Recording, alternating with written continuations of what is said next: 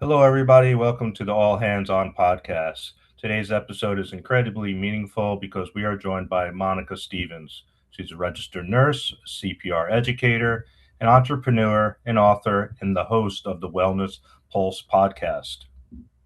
Our guest has dedicated her career to educating communities about CPR, emergency response, and the life-saving impact of awareness and preparedness. Through her work as a nurse, a CPR instructor, a podcast host, and through her book, The Rhythm of Rescue, Monica has connected deeply with survivors of sudden cardiac arrest and their families, helping bring attention to both the physical and emotional realities that follow these experiences. In this space, we talk about all things cardiac arrest mental health. This includes resilience, fear, healing, advocacy, and what it means to support survivors and their families through life changing moments. If this topic feels close to home, just know you're not alone here. Can you introduce yourself and tell us a bit about yourself? Well, good evening or good day. My name is Monica Stevens. I'm with People's Choice CPR, an educator. I've been teaching CPR and first aid for well over 15 years now. I'm also a registered nurse.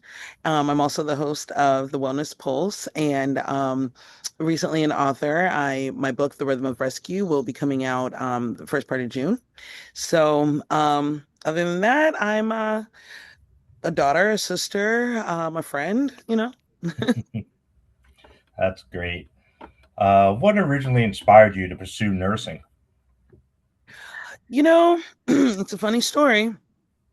I guess it was in my blood, but I didn't immediately answer that calling. My paternal grandmother was a nurse, and my paternal great grandmother was a nurse. But my first degree is in journalism. But what ended up happening is after earning my journalism degree and the way kind of life went, I ended up moving back to Columbus, Ohio, and I was actually working as a bartender. And I ended up moving down to Florida. I went on a working vacation and I never left. I went down there teaching CPR after my mother started People's Choice CPR in 2009. And like I said, I was kind of checking it out and also kind of wanting something new. I recently had had a marriage that had ended, and my career hadn't kind of done what I expected. I was pretty young, and there was a recession, I guess. And so, although I came out with a journalism degree and a focus on public relations, people weren't really hiring for public relations jobs. And I also didn't really know maybe how to look for them while I was like graduating college. I was doing internships, just trying to like graduate. I didn't know I should have been like scouring the country for like jobs or whatever. But I didn't really end up finding a public relations job, and I ended up doing retail. And plus I think to work for like the news stations, it was like a really big pay cut. And I'm like, well, my math isn't bad. So anyway, I end up down in Florida teaching CPR and first aid, and I think it's the coolest thing. I'm like, oh, I teach CPR, I teach first aid, and then people will be like, well, what else do you do? And I'm like, because I wouldn't tell them I was a journalist, it didn't really seem applicable. Mhm. So after a while I was actually searching for, places to teach CPR and, going to nursing schools and different things and having them ask me about nursing. Finally, one day I just looked up like the traits that nurses have, and I was like, wow, it kind of sounds like they're talking about me. And I wanted to also teach ACLS, advanced cardio life support. And so the current training center I was with, I was not medical at the time. So I asked him anything that had the cardiac, term in it, and like, hey, can I be a cardiac sonographer? Oh, what if I'm this? Can I teach ACLS? And so finally he was like, Monica, you can either be a registered nurse or a paramedic. So that might have been what another thing that made me look into those trades, because I was like, paramedic, you could be going to like, a gunshot wound scene or like a cat in a tree. So I'm like, that's just way, way too much variety. At least if you like go to work in a hospital or a medical facility, you know that there's a supply closet. And, those things aren't going to Yeah. change. So it offers some sort of stability. So I had already been thinking about getting back into school because when I was bartending, although it was fun, I had an epiphany somewhere in there that, I needed to get back into school because I didn't want to be doing that into old age. Because, it's like physical work and it's fun, but we'll get into that, I guess another time. So anywho, that's kind of where I actually like pulled the trigger and, you know, went into nursing because it seemed like with my teaching CPR and first aid, it kind of seemed like a natural progression. And I guess because people kept asking me, it was probably God's way of kind of like showing me I was taking the really long way about because once I got here, I really had to fight for it. And it is one of the hardest jobs you'll ever love. And then, like I said, it turns out, I've got nursing in my blood. So. Hmm. That's great. And then you mentioned that you had your first degree in journalism and public relations. How do you feel like storytelling has influenced the work you do today? Honestly, people thought that having a degree in journalism and the specialization in public relations didn't go with nursing, but I minored in psychology, and they're absolutely wrong. Because first, as a journalist, well, as a good nurse, you're probably pretty nosy. You need to ask a lot of questions. Hmm. Um, Working in people with people, period, you need to be able to read people. So the psychology went well, and public relations has served me well in my educator roles and spaces. So I think that overall through life, maybe my storytelling probably has either entertained people, put some people to sleep, maybe made you comfortable when you wouldn't feel comfortable, probably helped some of my education initiatives. So I definitely feel that for me, these two things definitely correlated. And definitely since I've been a CPR instructor longer than I've been a nurse, I definitely hope that some of my stories have helped inspire or assist some of the participants in my classes. A moment back, you mentioned People's Choice CPR and Safety. Can you tell me about the organization? And I can. People's Choice CPR and Safety originally was founded by my mother, Sia Stone McClinton, and it was originally People's Choice CPR, and we did that for a while. She and I were, and then my brother at some point, we were all instructors, and then the American Heart Association came up with a rule where you needed to have like at least five instructors to have American Heart Association site.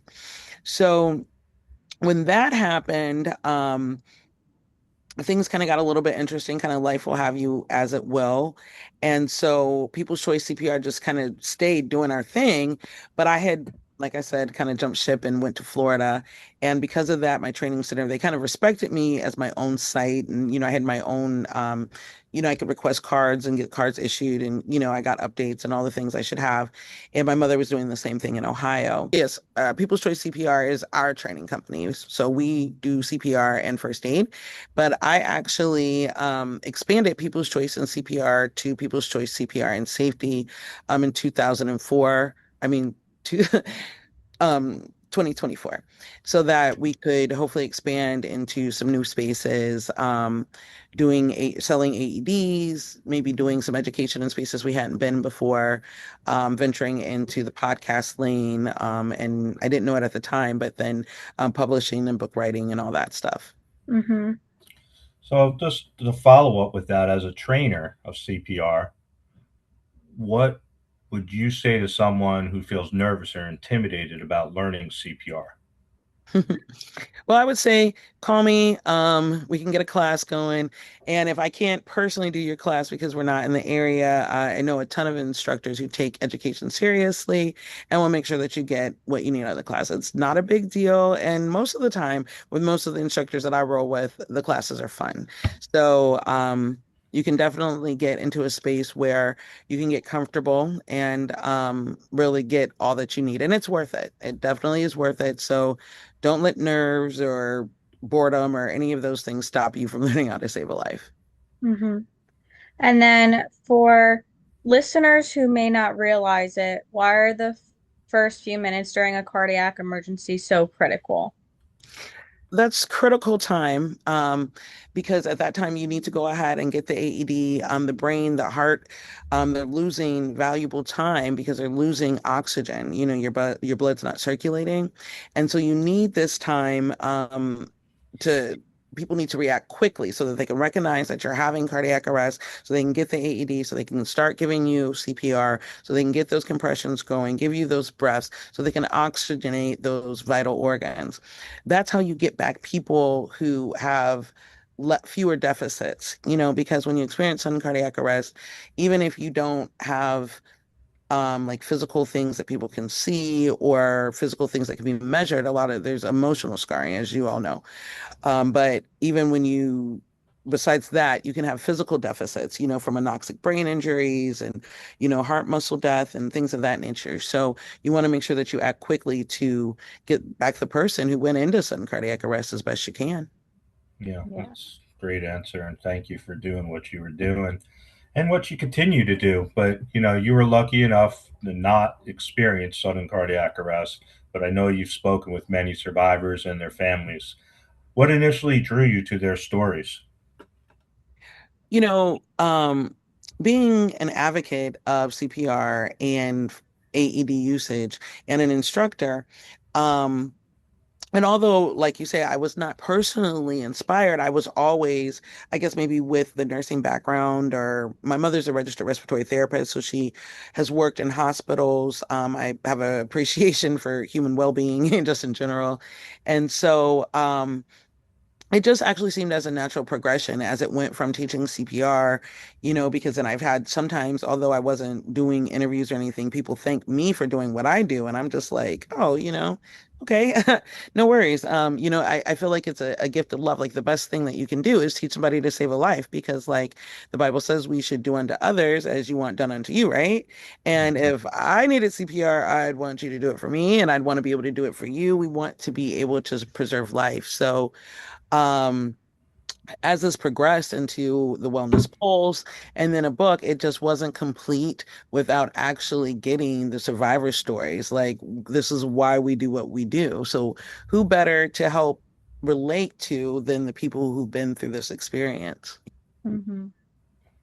And then, what is one emotional challenge survivors commonly describe after experiencing a sudden cardiac arrest? I don't know if there's one commonality, but I think most people that I've talked to all have some sort of um, something that they're dealing with. So a lot of times it's isolation and loneliness. I guess that might be the one that you hear the most. Um, they feel like nobody else knows how they're feeling because even though, you may have had the sudden cardiac arrest, for instance, like Rob, I know. Hmm. But Yes, I then, of know. course, your family members, your Yeah. family members had to go through it, but they don't have the same experience you had. And although they've been through and you guys have all been through the experience together, it's different emotions. So I think a lot of times now that I've done a lot of these interviews, that's what I hear is the isolation. That's why I think that the Facebook support group is really awesome. And it actually inspired me for all the interviews I did after yours, I asked about people's mental health or what they were doing, to either preserve it or, not preserve it or, whatever they were doing. And so it has allowed me to ask and learn more about what people go through. So I think a lot of people have anxiety and some PTSD. It depends where you a loved one who did CPR on someone. Because a lot of times, like I said, if you're missing periods, you may not have the same response. So even if you don't have the PTSD, then someone like your family members do. So it just seems like it definitely, and as you'll see in the book, there's definitely just recovery both ways, mentally and physically. Yeah. And so, as you were saying, with that, everyone, like a lot of people are experiencing anxiety and a lot of other mental health problems, whether it be PTSD. Going more on the physical side, what gaps or frustrations have survivors shared about like their recovery process or with the healthcare system? I think for the most frustrating thing for a lot of people is the lack of emergency protocol, either creation or the ability to execute. And that, especially if that resulted in life lost and looking back and seeing like I'm sure the people who were part of the rescue who, aren't mentioned, thankfully, but, if you're part of a story that now there's a foundation created because someone died, you know what I mean? I'm sure you probably feel bad. Mm. And we look at it as, okay, there was two ADs here and nobody got one, and you know what I mean, and all these things. So we look at the facts. But just myself, being in nursing and, an advocate for overall mental health, I think this country, we don't really focus on mental health, which could be some reason that a lot of times it's overlooked. I don't know if people, everybody didn't realize that there's like maybe a gap there. But some people did because some people experience loneliness, especially people maybe who found the Facebook support group, and others, um, may not have realized that there was a gap in that way. But I definitely agreed when Rob and I, when we talked, from my own Yeah. personal experiences, I definitely feel like just in general, your medical and physical well-being like kind of take a precedence, and then mental health is kind of just kicked over here like like a stepchild. And now I think we're progressing where people are realizing, um, hey, it's a whole circle. Like, it all goes together. So you shouldn't separate it. Yeah, I mean, thank you for bringing that up. And it seems to me, as a survivor with the whole mental health, not to say it's brushed aside, but I just don't think it's, discussed enough. Some of the physical things are discussed a little more than emotional, mental health type of things. And do you think there's any specific reasons why, like, doctors or nurses, when maybe a survivor is leaving the hospital, do not mention anything about mental health? Honestly, it's really, I think, the structure of our healthcare system. I haven't experienced healthcare in other countries. So, what I've learned is it seems like it might perhaps go a little bit better, but the way the healthcare system is set up, when like it's all broken down into different, I don't want to say disjointed, but possibly disjointed parts. From the time you come in, the discharge planner is planning your the time of your exodus. So, but they've got a goal. And now they may communicate with the healthcare team. I'm not saying they don't, but they have a means to an end to see you out. And so, therefore, nursing isn't often really expected to, um, do usually a lot, like maybe from rehab sometimes, but usually you have somebody who's dedicated to discharge planning. And so, depending on the nature of where you work and I guess their staffing and their priorities, may kind of, contribute to some of those things and maybe why that's not prioritized. And then again, even within nursing myself, I don't think that mental health, especially, and then some states do it better than others, Mhm. even how we treat and the resources and things like that. So I just don't think that mental health in general is prioritized in this country the way it should be. So then that trickles down into all the other healthcare segments. So when you have something physical happen, um, you know, we work with that and then we give you maybe a generic pamphlet, and then healthcare in this country is also done, and there it's done like basic healthcare that we can get that would be it can be difficult to manage. And then you have healthcare that you can pay for, which you can manipulate in some ways sometimes. So, it's kind of like the healthcare systems aren't just always set up to really offer good mental health care equally and across the board. I agree. I feel like the system is still not messed up, but it's just not really focused on the mental health side of things. And I do think it's important that we try to kind of switch the focus, and especially with the care coordinators, like you were mentioning, their goal is to discharge, to also focus a little bit on the mental health side and make sure that their patients are okay mentally, because some people won't say anything or won't talk about it. Working with these people for such a long time, how has this changed your outlook on life or resilience? Um, I've already been working kind of with, I've worked at a behavioral health hospital. I've worked in some areas of psychology and corrections and things where people um, may definitely have diagnoses, right? Mm-hmm. But specifically with sudden cardiac arrest survivors from this experience that I've been in, um, you definitely do see a different type of resilience, because it's like normal things like a racing heart rate or something like that, can trigger like a panic attack, or somebody asking, well, why do I have damage and deficits like these, but nobody else does? Well, maybe you can't see their deficits, son, and then although there's a gentleman, he had sudden cardiac arrest, but because of his anoxic brain injury, his support group lends to people who have anoxic brain injuries, which are more likely like maybe stroke victims or people who, specifically, they didn't necessarily have sudden cardiac arrest. And so then he finds special, I guess, fellowship with people who've experienced sudden cardiac arrest.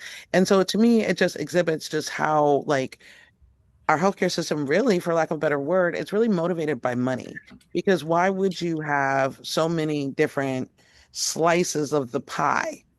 Mm-hmm. But back when healthcare first started out, I guess with insurance and everything, you always had people, I guess, trying to corrupt the system. And so you go in for, oh, I've got the flu. Well, let me do a whole body workup, or, I've got a hangnail. Let me do a full body, And so then the insurance companies started making it, well, I'm only going to pay you for this and this and this and this. And oh, and then somebody who probably was not in healthcare, maybe didn't even have any family, then decided, well, let's just chop this all up and make it better where we can make more money. But you took the human aspect out of it.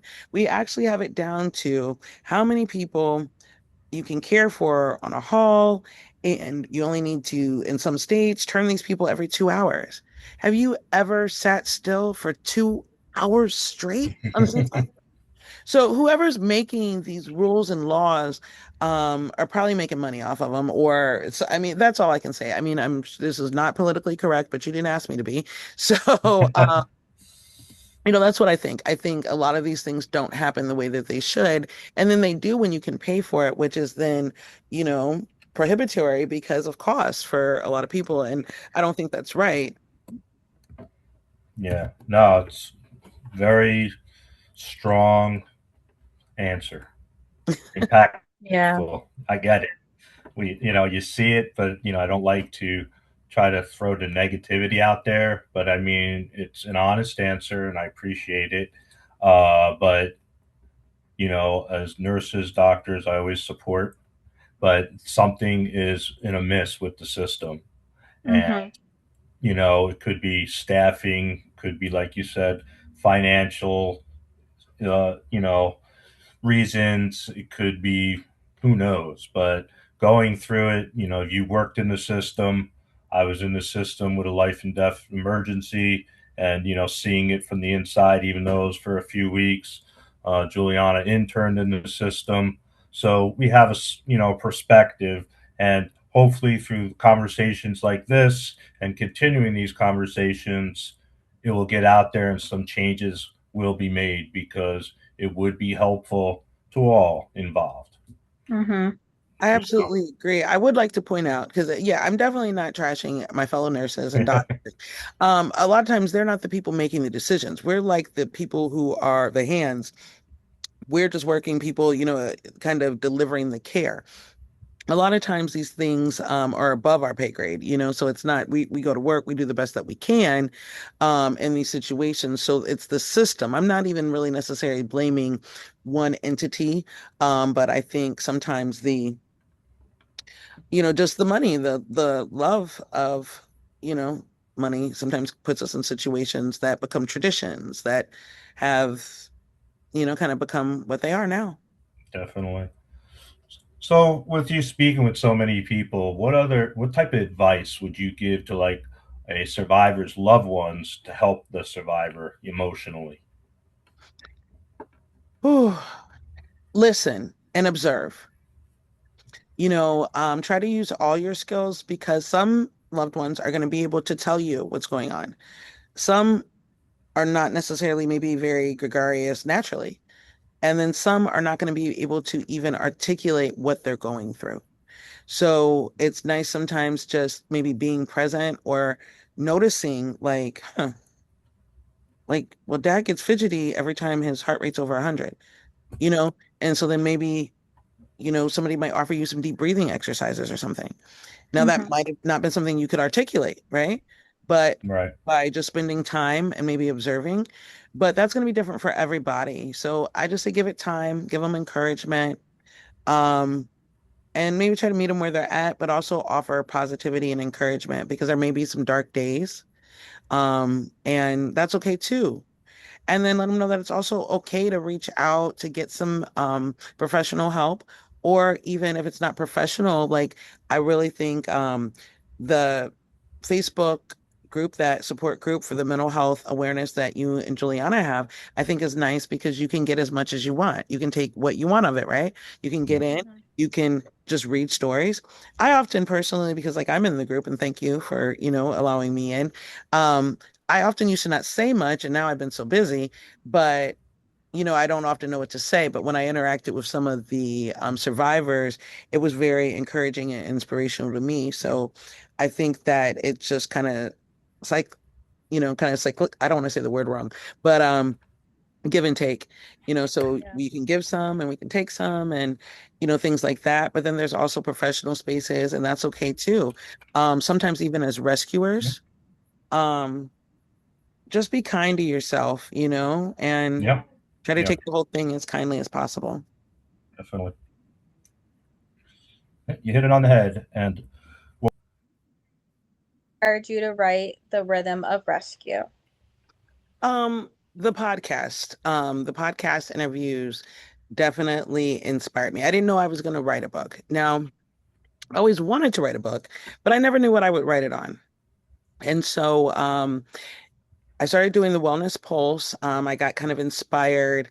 I wanted to be able to propel the CPR and AED industry forward, but I wasn't, on the same scale as some of the businesses that maybe I do business with, or even some of the entrepreneurs at the Life Saving Summit. And I wanted to like really, contribute. And I was thinking, well, I've gotten all this great information, since I've been going to the Life Saving Summit. And, I'm a journalist, we'll do the Wellness Pulse. So that kind of went in line with, like I said, I wanted to expand and sell AEDs and just the way my mind kind of works. I ended up being fortunate enough to attend a entrepreneurial boot camp called The Blocks. It actually is like a documentary about an entrepreneurial boot camp. So that actually should be out later this year, the episodes. And I was fortunate enough to meet a lot of great entrepreneurs, but from all different industries, all different places. And I also ran into Jennifer Bright of Bright Communications, who is my publisher. So she kind of kickstarted my book writing desire. And so when I had an opportunity to sit down with Jen, I was like, well, what about, turning my podcast interviews into a book? And so I thought, it would be kind of easy. I could tell a story. Now, on that part, I was wrong. So I do feel like, God might have called me to do it because then after like doing the interviews for the podcast, there was still, research, a lot of research to be done because CPR's history was a very intricate, messy story. So that's kind of what started the book. And, um, it turned into, well, then what's going to be the biggest kind of display of why we do what we do? And it was really supposed to be surprisingly more because I wanted to talk about where we are currently, where we've been, and where we're going. And honestly, there was so much on where we've been and kind of where we are. I didn't really get into where we're going. And then I guess, there's caveats with that because people don't always tell you what's coming. They kind of like tell you what's here, So, um, yeah, so maybe that leaves room for the rhythm of the rescue part two. Maybe. You never Yeah. know. How long did it take you to write the book? whew. Um, the physical, actual writing of the book, I probably commenced, I think I got a notion to start it in September or October of last year. I really wanted to put the book out in February in time for Heart Month, so I could we could talk about women and the disparity or discrepancies and well disparity and discrepancy in women receiving bystander CPR. But I unfortunately had a few personal situations that kind of slowed things up. So I wrote like maybe the introduction. I was trying to maybe work through some collaborations because I'm new at this. And like I said, I kind of just took what I have and said, hey, how can I tell people more about CPR? People always like a good story and they like some drama. And I'm sure there was some drama with, the progression of CPR. And I was really, really right. So that's really what happened. I didn't even really, I used my little Apple suite. I got the iPad and I got this and I got that. And I really haven't even like expanded into like really expensive technical gear because like I wasn't sure what I was doing. Hmm. Luckily, I've had a few people bless me with a few things. They knew better than I did. And so I just got out here and started telling my story. So um, then I actually started writing the book. I think physically, maybe again in January, I did the timeline first, and the timeline took a month or two because the timeline, again, who would have known? It turned out to be like 14 pages. Like it's kind of lengthy, but I go all the way back to like the breath of life. So that's like 5500 BC. Wow. Hmm. So that's a lot of time to cover. And we were doing a lot of different stuff. And like once you start reading it, if you're like interested like me, I couldn't leave this out. It was like, oh, oh, oh, oh, oh. So Yeah. that happened. And then I realized, man, somebody's gonna take my idea if I don't hurry up and get my book out. And my father passed in December, so that kind of slowed things down for me. And so, like I said, I got back into writing, or kind of, I hadn't totally started it in January. So then, whenever I got my head kind of going on, I was like, oh, well, if I want the book to come out at the next CPR and AED like big thing, which is National CPR and AED Week, you got to get your butt in gear, sister girl. And so that's what happened. So I spent most of March down a rabbit hole because although I do enjoy writing, I've never written anything of this magnitude. I've done research papers, fun things, I've done some creative work, some editing. I've done different things over the years, but never anything like this. This was like a research paper on steroids. And even I didn't totally understand, like, once I started kind of like chapter 3 and chapter 4, if those are still chapter 3 and 4, because I did a little bit reorganizing. But those two chapters initially, like the one on like defibrillation and the history, and the one right before it, really kicked my butt. We might have actually split one of them into two chapters because I and kind of started talking about like global stuff, and it like really was like enough for two, but I didn't know that was going to happen. Um, Once I got onto the stories where I actually interviewed some businesses who had like business takes on stuff and started doing the interviews, that kind of got like a little bit easier. So I'd say I definitely was writing the whole month of March, and I think I got it done in March or if not early April.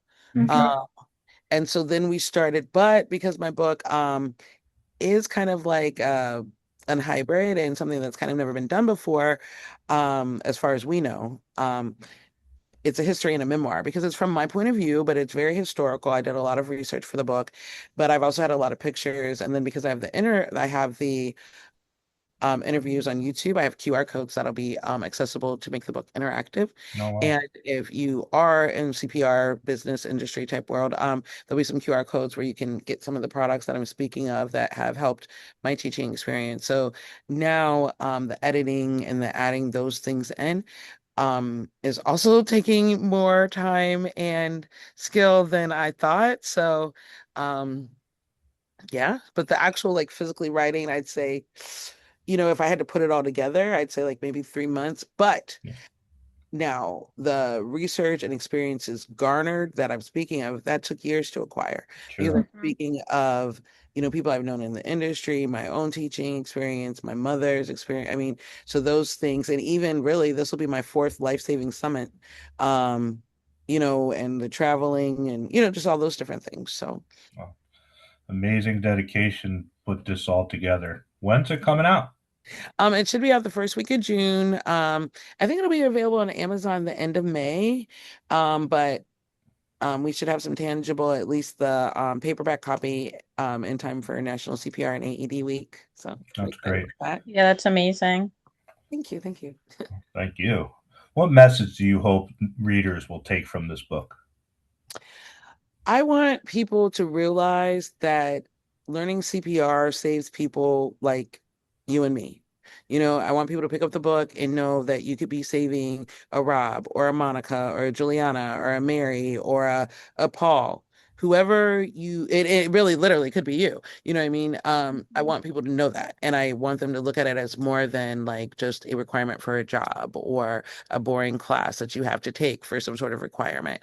I just wanted people to realize that, hey, this was somebody's kid or brother, sister, mother, brother. And I thought if I told the stories, maybe you would vibe with that. Like who cares why you learn CPR?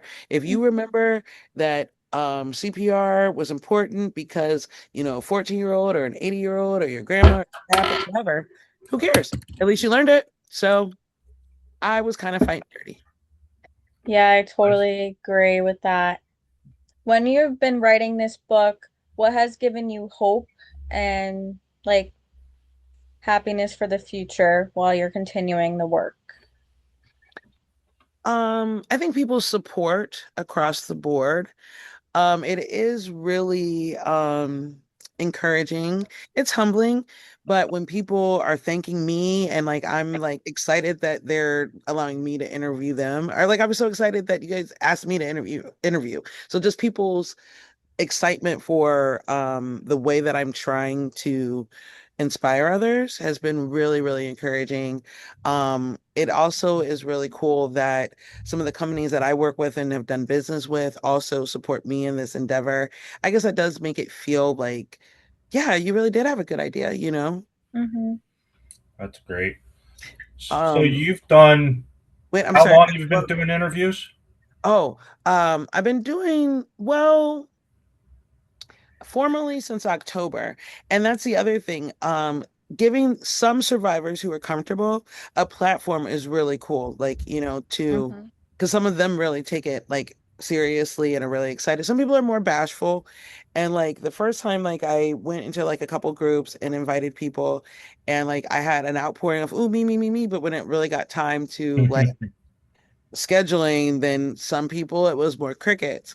But once I started, I mean, because I was nervous too. I didn't even know what I was doing, but I had, like I said, some people, for them, it was therapeutic and cathartic.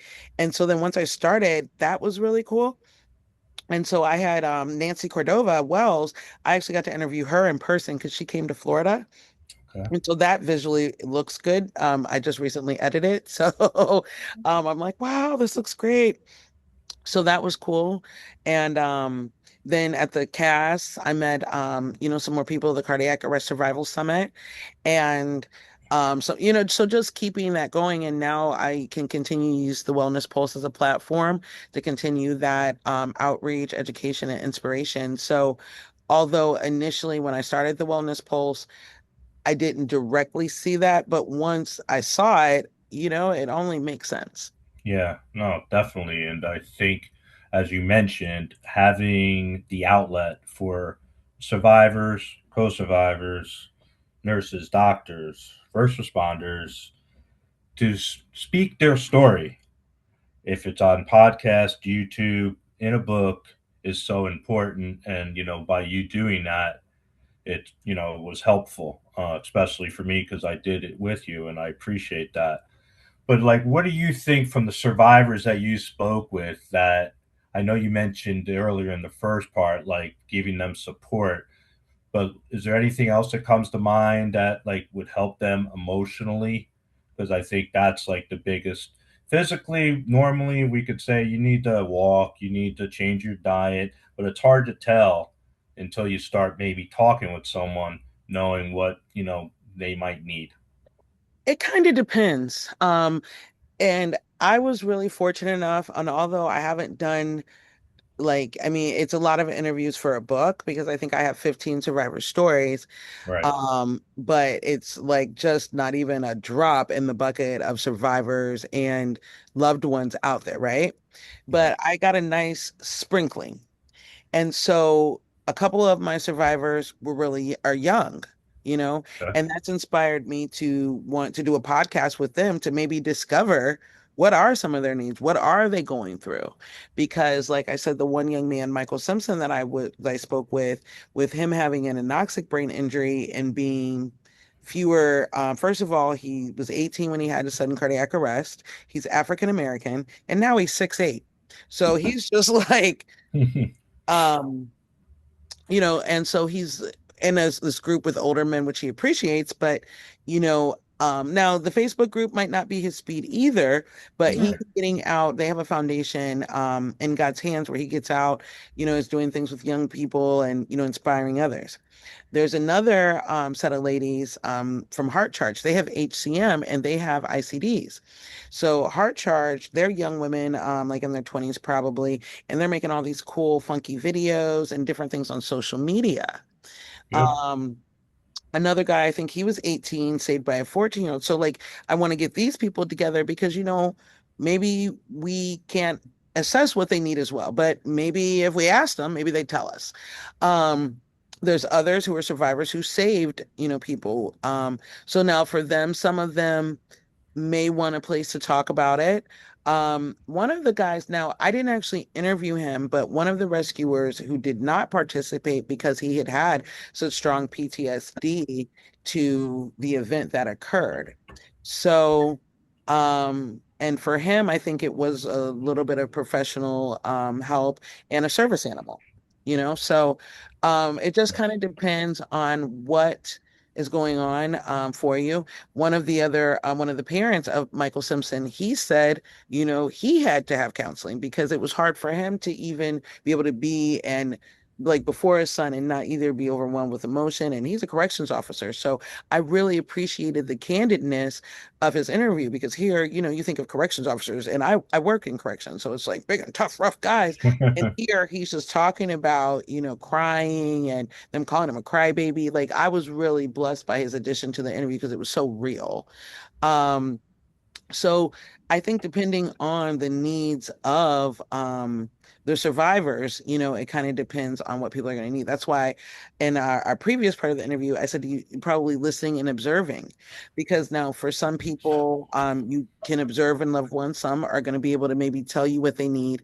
And Michael's interview, which really motivated me to want to do something with like a younger sector, it was that he kept referring to people as old men.